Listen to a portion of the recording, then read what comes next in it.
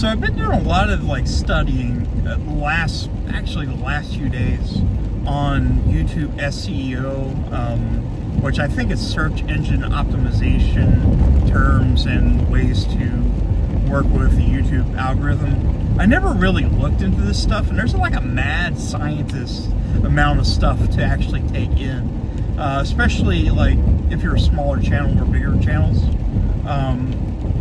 I've never really, like I said, never really looked into it. I thought maybe what I was doing was proper, which was having tags and a description and stuff like that. But I never really looked too deep into it because I thought maybe I was doing it right. But obviously I've been doing it wrong for 10 years. And I've been watching these other channels, like they kind of teach you how to work with like the YouTube algorithm, keywords, thumbnails, which is really cool because as somebody from Reddit today sent me a thumbnail of a video I done last week where we did the UFO reactions, which we have another one of those coming up, and they sent it over to me. It actually looked really good. Definitely looks like a YouTube thumbnail. I tend to think that I do too much for one when it should be much simpler, and I don't really follow much of the guidelines that's going to be eye-catching, but it was simple, to the point, and yeah, better than any thumbnail I do, because like I said, I probably overdo them, honestly. Some of them anyways. Most of them not. Like, some of them I just take a picture and just turn it black and white and put words on it.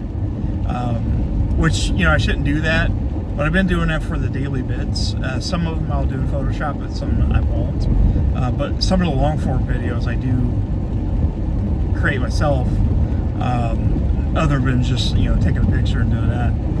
But I never really like followed the proper way of doing things, because if you take a look at like a lot of YouTube videos, like some of the bigger channels, like you'll notice that there's a lot of bright colors,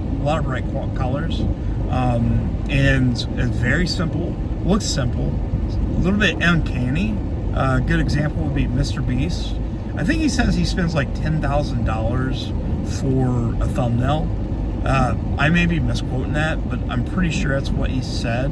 This was like a couple years ago when I was learning about Mr. Beast, which, you know, I still don't know a lot of his content, but his thumbnail is like starting to catch on, and there's a lot of bigger YouTubers doing that style where it's popping, bright, colorful, simple, nothing that's just gonna be convoluted, and yeah, they're very effective.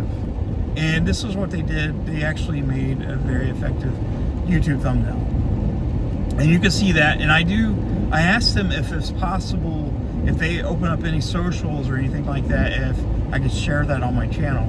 I told them, you know, I don't get a lot of traffic, but the traffic I do have, you know, I would love to help some kind of synergy for that. And they just did it out of the blue. They didn't, you know, ask me for anything or anything like that. They did say, you know, tips are nice, and you know, I may be giving them a tip when I get paid. But it was really cool. I've never had anybody do that. Like, never had anybody like want to make something for my channel, which is really cool, and it kind of fits in with what we're talking about with the SEO stuff. Like, I'm getting deeper and deeper into it and getting to the science of it, just to see how things work.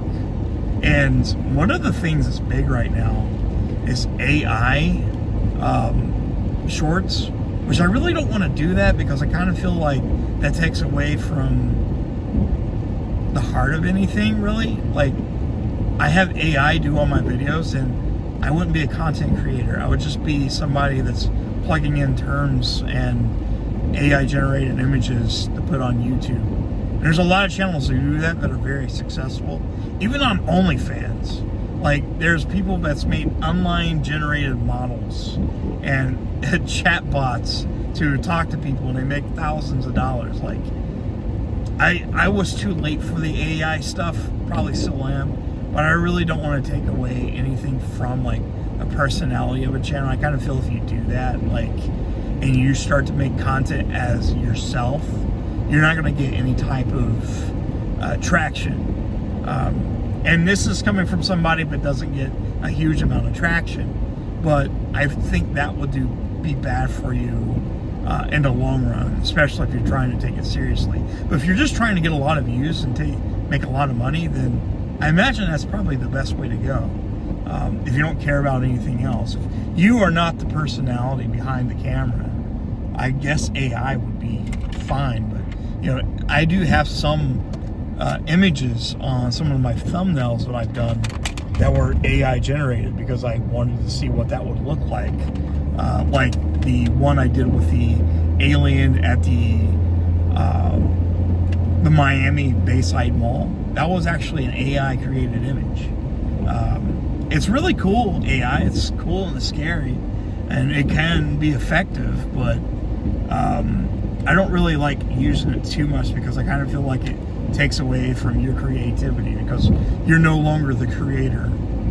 But yeah, the person just made me a thumbnail. It actually looks great, and asked if I wanted more, and you know, I can't really afford to pay for more or pay for any right now because, you know, bills and stuff. But you know, maybe someday down the line, if something ever did like blow up, maybe it'd be something. But I thought it was cool. I thought I'd figure I'd tell you guys about it. I love you. I'll see you soon.